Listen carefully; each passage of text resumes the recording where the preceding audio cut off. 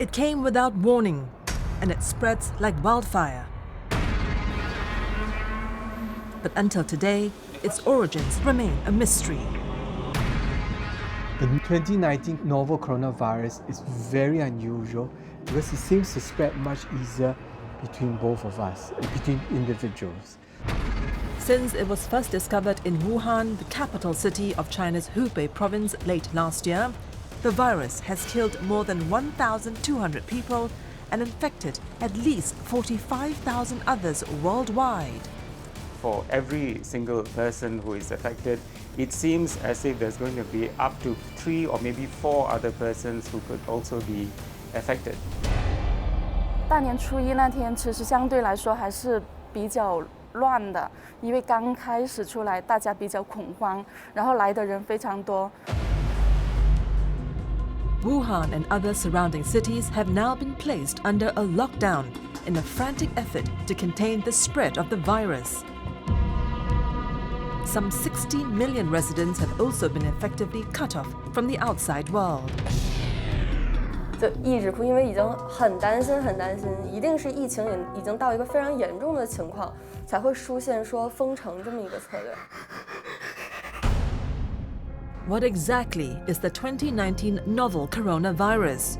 Can the spread of this highly infectious disease be contained?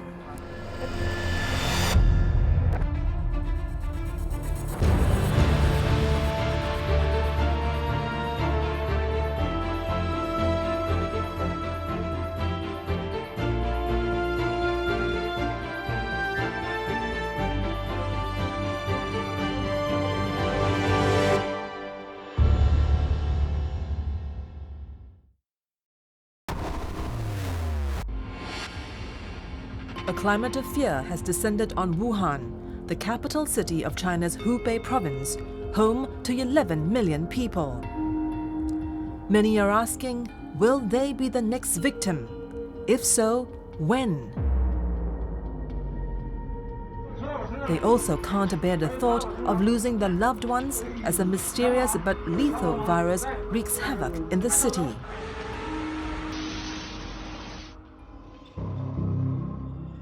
The coronavirus has killed more than 1,200 people in just 2 months.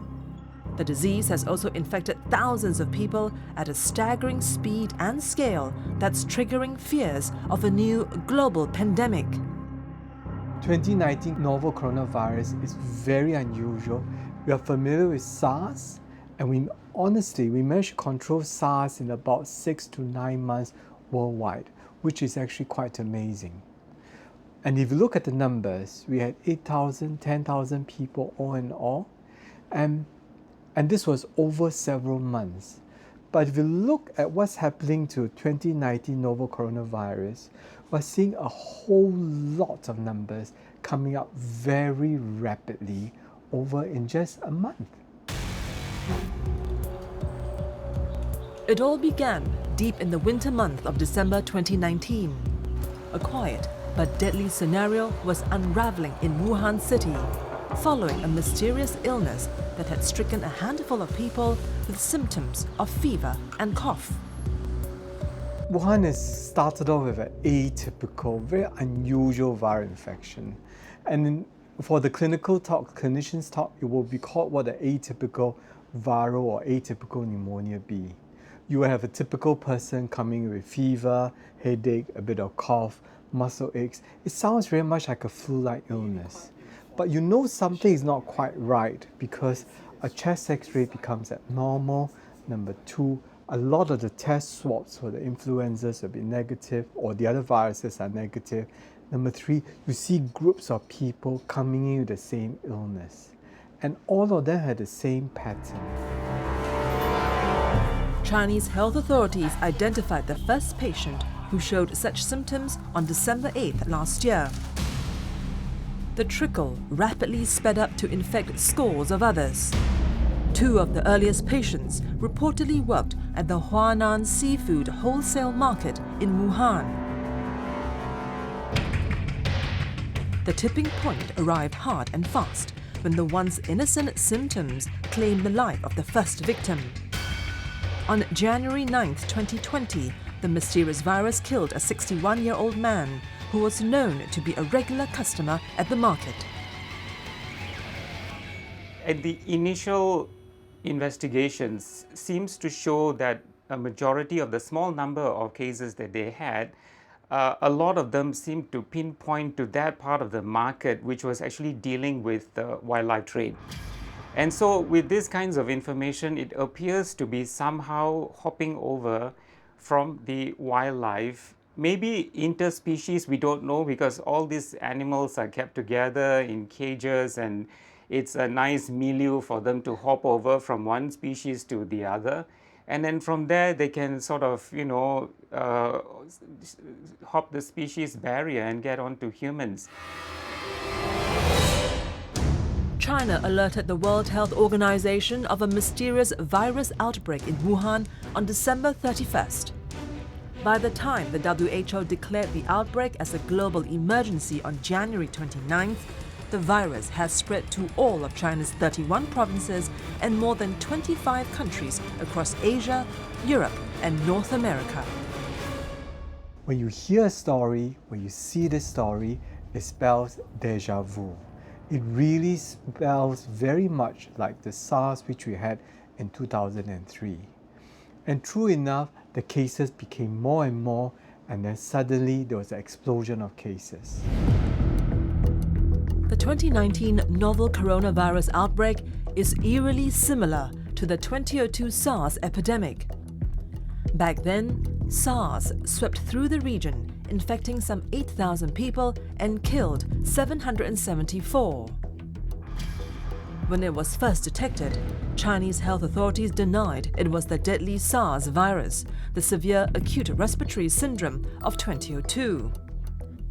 Subsequent discoveries revealed the latest outbreak was caused by a coronavirus with 76% genetic similarity to the SARS coronavirus.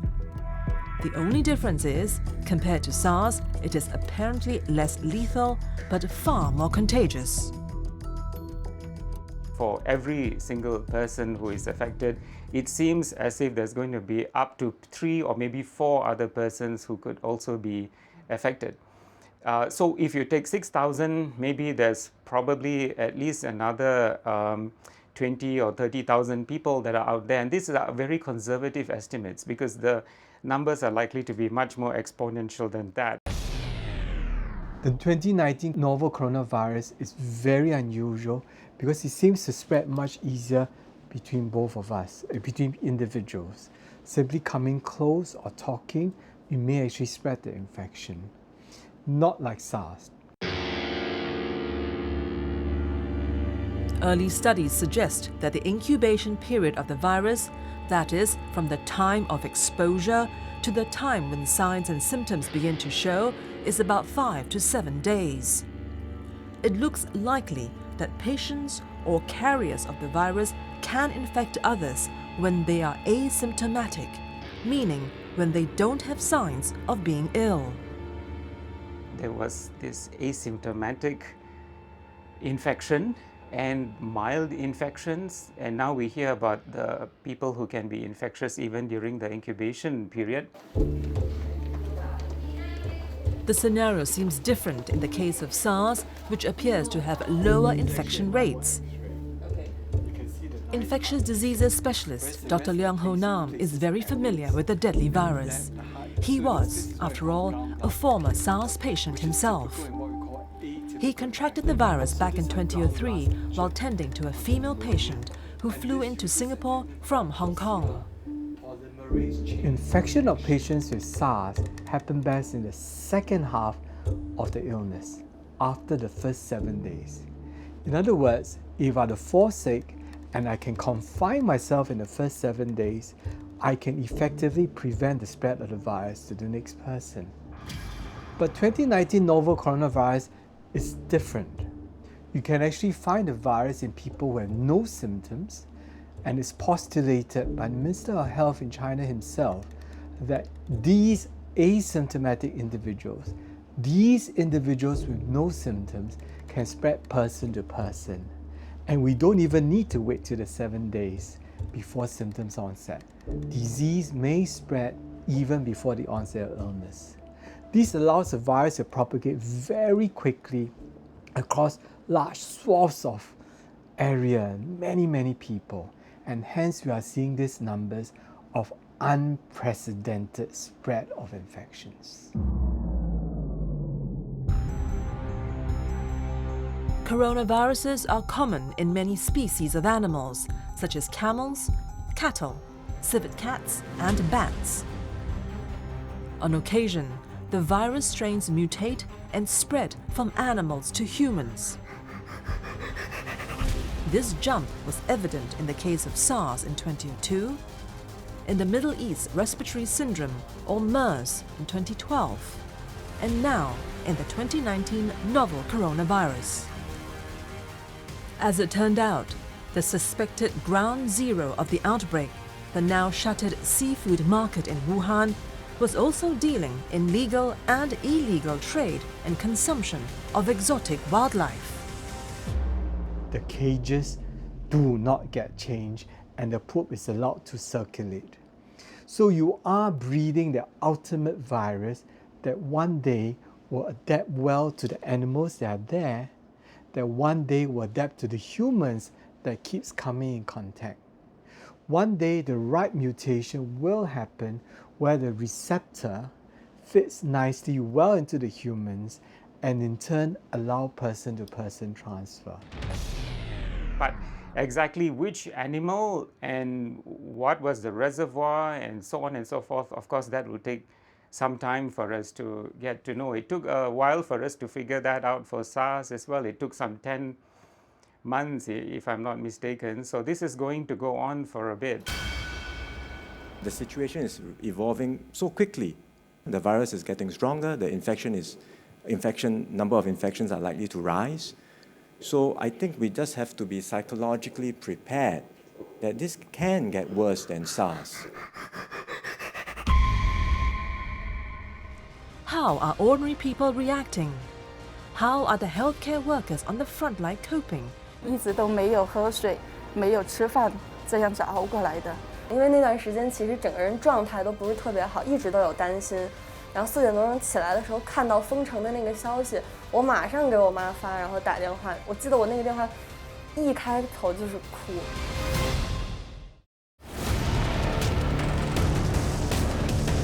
It's the middle of January 2020.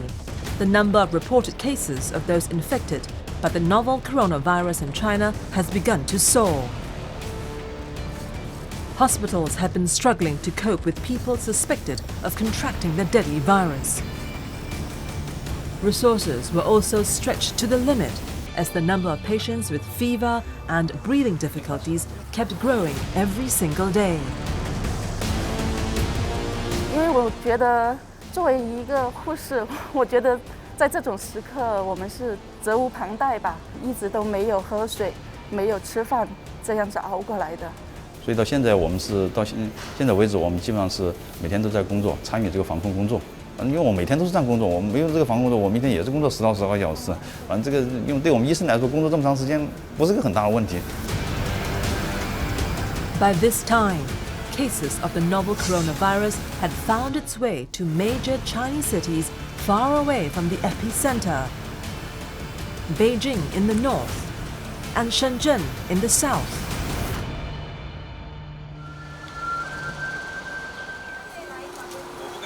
Zhou Cui-Cheong is a senior nurse at a pediatric ward in Shenzhen.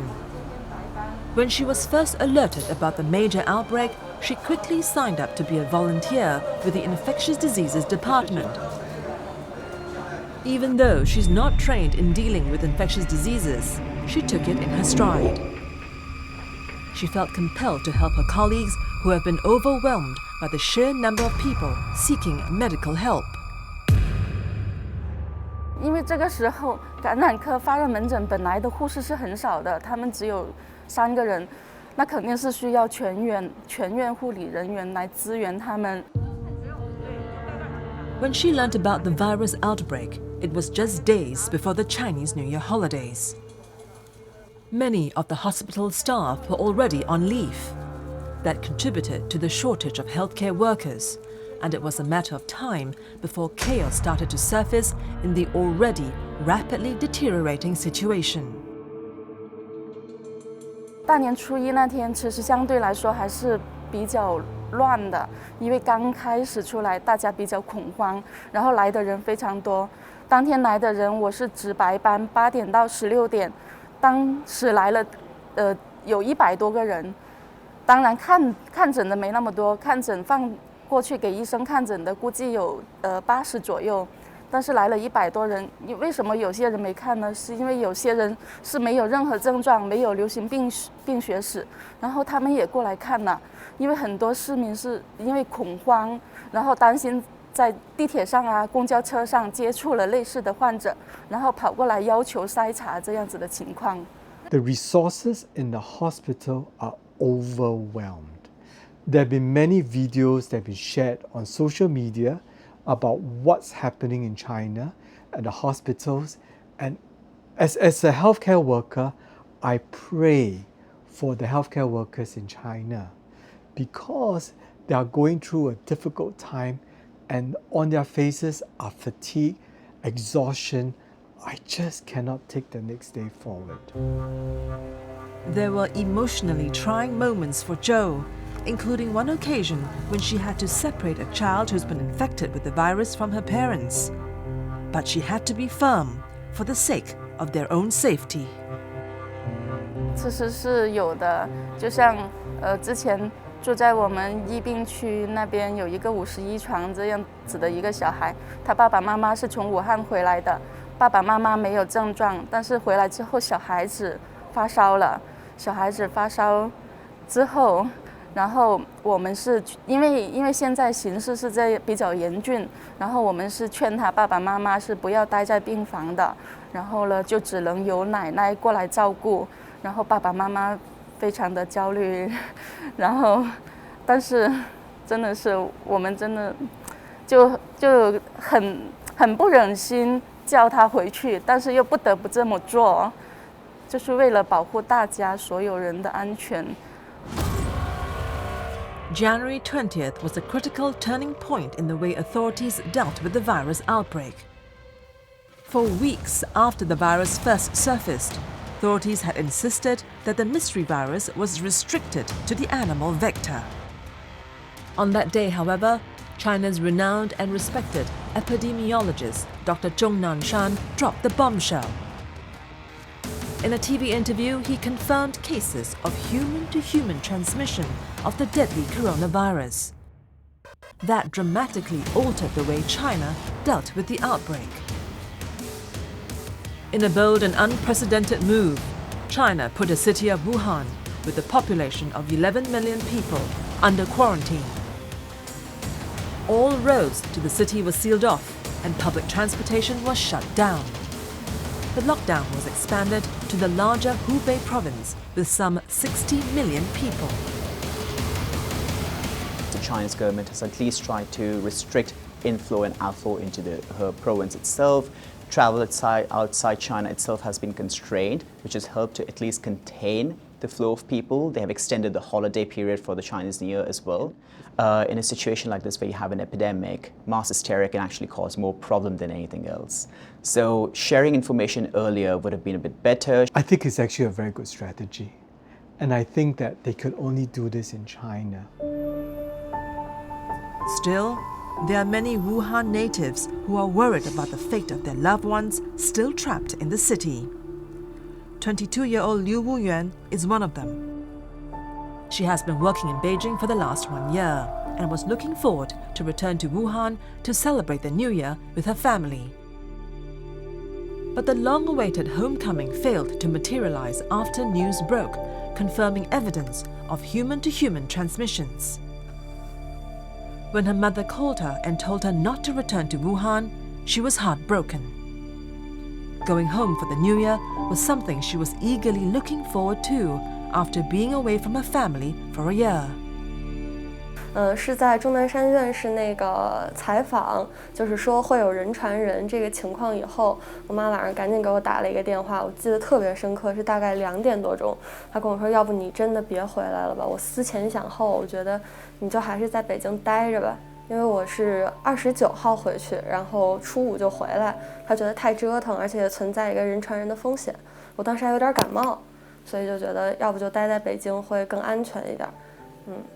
我一开始是不愿意就是待在北京的，还是想回家。对，但是因为家里一直坚持说就留北京比较安全，就没有回去了。She spent the New Year alone in Beijing. But that has not put her mind at ease as she kept thinking of her parents' safety and welfare. 基本上是保持1天2个视频，就是中午和晚上大概饭点的这个时间，然后跟他们视频看一下吃的怎么样啊，然后现在情况怎么样，然后跟他们再三的 check 有没有出门，就一定不能出门。我是4点多钟的时候起来，就是噩梦惊醒，因为那段时间其实整个人状态都不是特别好，一直都有担心。然后4点多钟起来的时候，看到封城的那个消息，我马上给我妈发，然后打电话。我记得我那个电话一开头就是哭，就一直哭，因为已经很担心，一定是疫情已经到一个非常严重的情况，才会出现说封城这么一个策略。然后当时也问过妈妈说，那我们接下来是怎么办？物资够不够啊？然后我看见网上有人说什么赶紧逃离啊什么呀，我妈就说哪儿都不去，就在家待着。It tells me that the amount of spread there is before the lockdown was unprecedented, very rapid. Number 2, many people were falling very sick and they were going to get out of Wuhan for the Chinese New Year festivity. And from there, the spread will be even unprecedented. So what the Chinese government did was correct and it's the right thing to do. It seems very heartless. It seems unimaginable, but it's the right thing to do. When SARS broke out in 2002, the world was caught unaware by just how lethal the virus was and how fast it could spread. Today, the rapid spread of the 2019 novel coronavirus is just as alarming. Just days after the World Health Organization was alerted to the possible outbreak of a mysterious virus in Wuhan on December 31st, 2019, countries responded by ramping up their internal defenses against the possible spread of the virus. Singapore, for example, implemented thermal screenings at the airports for all travelers coming from Wuhan. It has since banned all Chinese visitors and foreigners with a recent history of travel to China. Today, on almost every continent, countries have taken similar steps of closing their borders to flights and foreign visitors from China as the number of infections outside China grows. There are more than 45,000 confirmed cases of the novel coronavirus in more than 25 other countries and territories. There are many problems, but one of the chief ones will be the global travel. Because, even if you say let's not get people coming in from China, but then there are many people who are already affected outside of China, and these people are still traveling everywhere. And so we are still vulnerable. That is actually going to lead to a lot of asymptomatic people around the globe who cannot display symptoms, and then they have the possibility to transmit. Now, how infectious and how transmissible they are, we don't know. Painful memories of SARS have left a mark on the two Asian cities, Hong Kong and Singapore. They both suffered the biggest brunt of the respiratory illness outside mainland China. There were 299 deaths in Hong Kong and 33 in Singapore. But that painful experience has helped the region deal with the new deadly virus more effectively. The Hong Kongers were fabulous. The Hong Kongers administrators knew what to do. They were not hesitant in shutting down schools, declaring emergencies, and locking down their individuals. And in Singapore, where I am very, very intimately aware, we have been having annual drills of SARS-like viruses. We have been preparing this for the last 16 years. And enough said, we are now ready for the 2019 novel coronaviruses. You can see books and stacks of protocols that are written, what to do if this happens, what to do if you're not, where to identify areas for quarantine, where should people rest, where do we get extra staff from, what happens if the school were to close, what happens if nobody could work, where do you get this extra manpower? All these questions are answered way before this outbreak. Dr. Yu Zhijian is the chief physician of the Infectious Diseases Department in Union Hospital in Shenzhen. When he first heard of the mysterious virus, he was taken by surprise. 我们的同事也都在办公室看到微信上面报道武汉发生了新型冠状病毒的这个疫情，大家都觉得非常惊讶。当时只是觉得可能我们又多了一种传染病，没有料到疫情会快速的扩大。 He then set up an emergency response team in the hospital and recruited volunteer colleagues from other departments. 我是专业防控小组里面的成员，我跟医务科的是组织者，因为我们应对这场疫情，那么光靠我们传染科、感染科还有发热门诊，单纯的力量是不够的。 Another innovative strategy by Dr. Yu was to set up a telemedicine unit. The idea was to provide critical information to the people who were unsure if they were really ill, as well as to ease the burden of hospital staff due to the escalating number of admissions. 那么另外就是我们也按照现在的这个要求，开展了互联网医院的网上咨询平台。那么通过这个网上咨询，能够更加便捷地服务我们的患者，那么昨天一天的我们网上咨询量就有1600多条。那么这个网上互联网咨询平台的开建，极大地方便了患者的这个咨询，同时有利于消除公众对这个新型冠状病毒的疑虑。因为新型冠状病毒感染这个疫情爆发以来，有大量的发热病人涌入到了我们的门诊去就诊，给所有的这个接诊的医生、一线的接诊医生造成了一个很大的工作压力。在这个基础上的话，我们在前天晚上就紧急上线了这个关于疫情的一个免费咨询活动。我们可以除了在网页端进行回复之外，我们还可以用手机端进行回复。所以在我们的吃饭时间或者是休息的时间，我们就带着手机随时在线回复的。晚上的话，我们是6点钟左右就下班，但是我们带着手机端可以随时在家进行回复。然后实际上的话，我们最近几天都是工作到8点9点我们才回去的。然后的话，我们对外是说10点钟就结束了这个夜间10点钟就结束了这个咨询。实际上，只要我们有时间，10点钟之后甚至凌晨，我们都还在用手机端回复。 Zhou Cui-chung is also glad to be of assistance. The pediatric nurse even volunteered to go for emergency training to help handle patients who suffer from the new pneumonia-like virus. 知识培训的很好，我是一个儿科的护士，我前后接受了这种新型肺炎的培训，真的是不下于8次了。就这段时间，从年前到现在，不停地在接受这种培训。 这种还有防控措施这些培训的很多次，就医院非常重视这方面，也一再的强调员工要零感染。 China's continual efforts to ramp up treatment and containment measures also included the construction of 2 new hospitals in Wuhan. They were completed in under 2 weeks. Authorities recalled thousands of construction workers during the Chinese New Year holidays, doubled and tripled their salary, and they worked around the clock to build the 2 hospitals which provided 2,500 beds.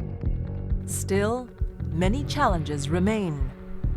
At the heart of all containment strategy is the understanding of what doctors call the pyramid. At the tip of the pyramid, you have the persons who are symptomatic. Then at the bottom of the pyramid, you have people who are, less symptomatic. And then you have the asymptomatic, big, huge chunk at the bottom of the pyramid. So in order to understand how you're going to contain, you need to know the big pyramid. But here, if you focus only on the iceberg at the top, you are going to get hit by what's below. Medicine has taught us with limited resources, you only treat those who are the sickest. So the sickest will get admitted, and this will be the top of the pyramid. And what we are seeing perhaps are just the top 10-20% of the patients. And for the rest of it, 80%, we are not seeing, we are not treating, we are not quarantining. Instead, we are releasing them back into the public, where they can in turn reinfect others. What we are not seeing will be the greater base at the pyramid, which are easily 40 times more than what we are seeing now. These are the ones where there are active propagation of the virus. Since the World Health Organization declared the novel coronavirus outbreak as a global emergency, international response has been swift. All flights to and from Wuhan and the larger Hubei province have been banned, and citizens have also been advised against all non-essential travels to China. Scores of nations, including Indonesia, Philippines, Japan, South Korea, New Zealand, France, Turkey and the US have scrambled to evacuate their citizens from Wuhan city as China struggles to come to grips with the outbreak. Should China be blamed for the latest epidemic? During the 2003 SARS outbreak, the government took some 4 months before announcing to the world about the severity of the crisis. It was then accused of withholding information and covering up. In the current epidemic, it took the government about 1 month to declare after the first case was reported on December 8, 2019. By January 12th, Chinese scientists had already identified the virus as the new coronavirus similar to SARS. It has since shown speed and political resolve to control and contain the outbreak. The Chinese government has at least tried to restrict inflow and outflow into her province itself. Travel outside China itself has been constrained, which has helped to at least contain the flow of people. They have extended the holiday period for the Chinese New Year as well. So these are measures that are slightly on the brighter side. So there are some positive signs where the Chinese government has done some positive things. I think we have to go back to the root of the problem, whatever emerging or re-emerging infection it is, and to understand the dynamics and the nature in which it actually crossed over to the human species. Where exactly did we go wrong? Why are we allowing this issue of wildlife and humans to come close to each other? We should abandon that. And as the novel coronavirus spreads, there's also growing fear that the deadly pathogens or viruses can mutate and spread to become a more effective killing machine.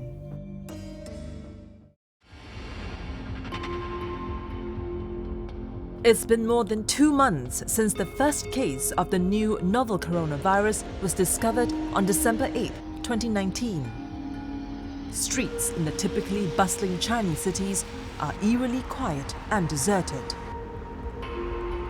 Such an unusual scene is now a common sight in the country as fears grow over the spread of the deadly coronavirus, turning the once vibrant metropolis into virtual ghost towns. 而且很多人自觉的就在家里隔离，很多那些公园啊、景点啊都已经关闭了，就一直在家窝着，也没什么出门。Liu's response is typical for many Chinese. The fear of catching the virus has forced many people to avoid crowded places or engage in outdoor activities.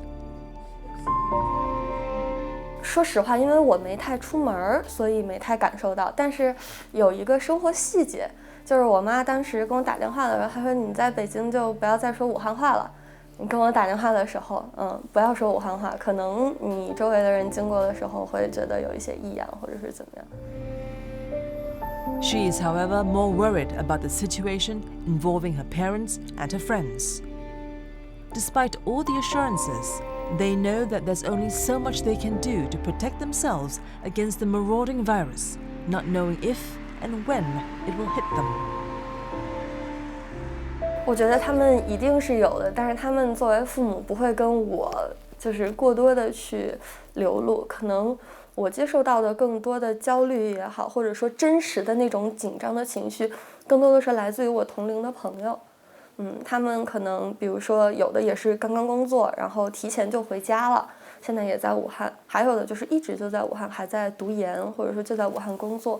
那我们之间的沟通可能会来得更加真实一些，会直接跟我说现在的情绪是怎么样的呀，很紧张啊，很焦虑啊，然后可能打不到车呀，种种。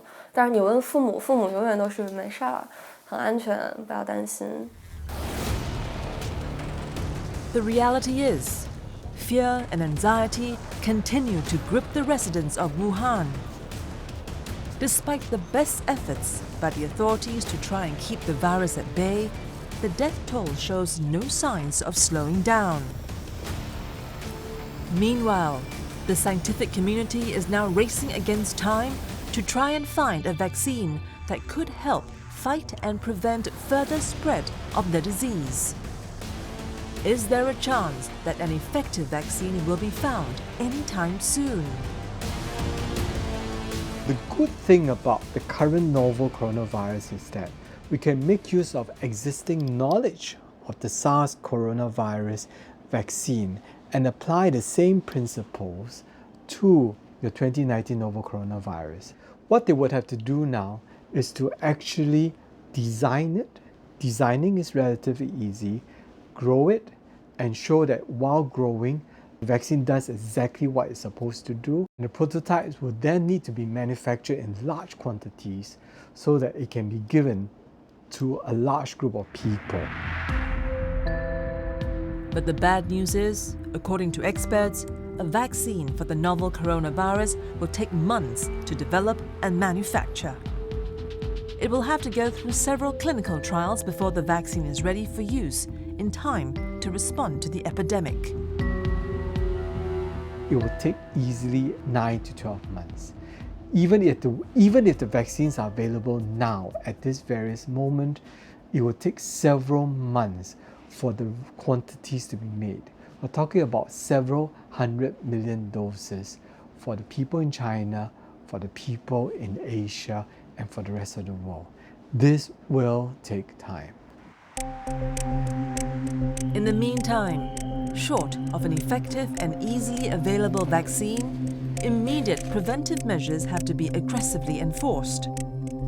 China has since banned the popular wildlife trade until the health crisis is over. There are also increasing calls from the international scientific community for the ban to be made permanent. I think that is to some extent what happened after SARS, because look at the wildlife trading.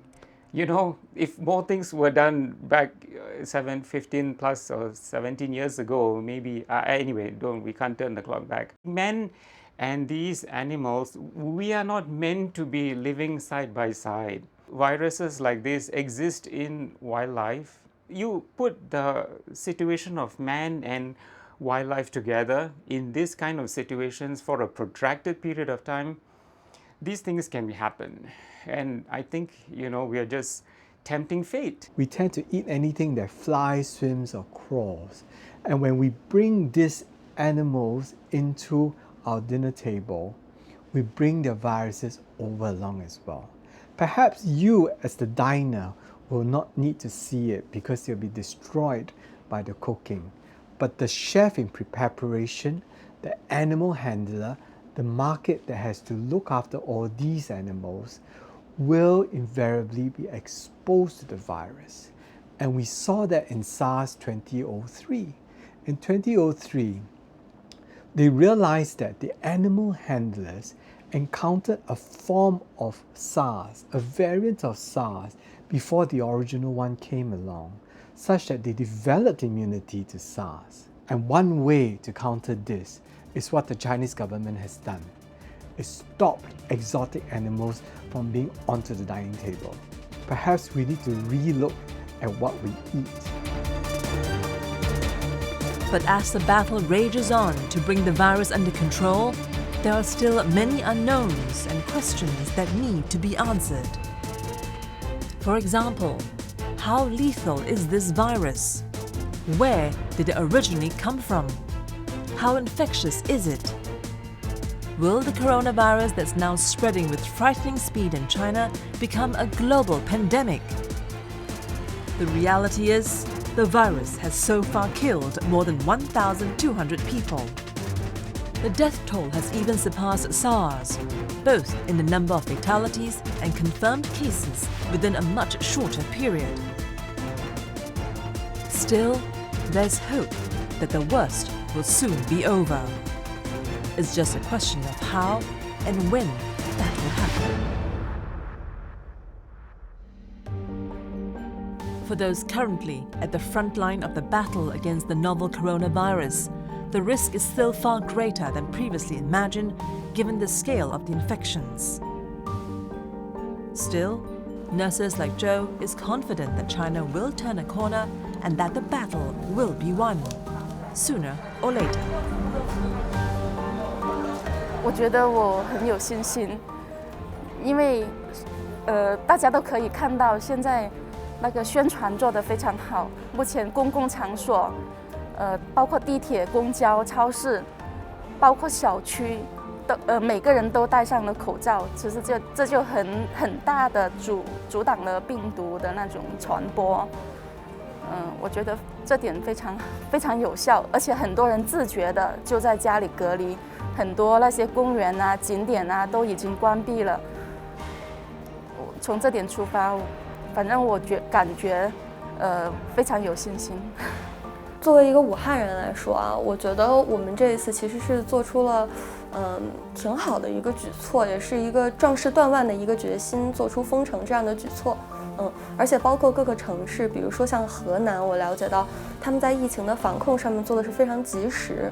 而且非常行之有效的，所以我觉得这次在政府的各个应对上面来说呢，还是比较好的。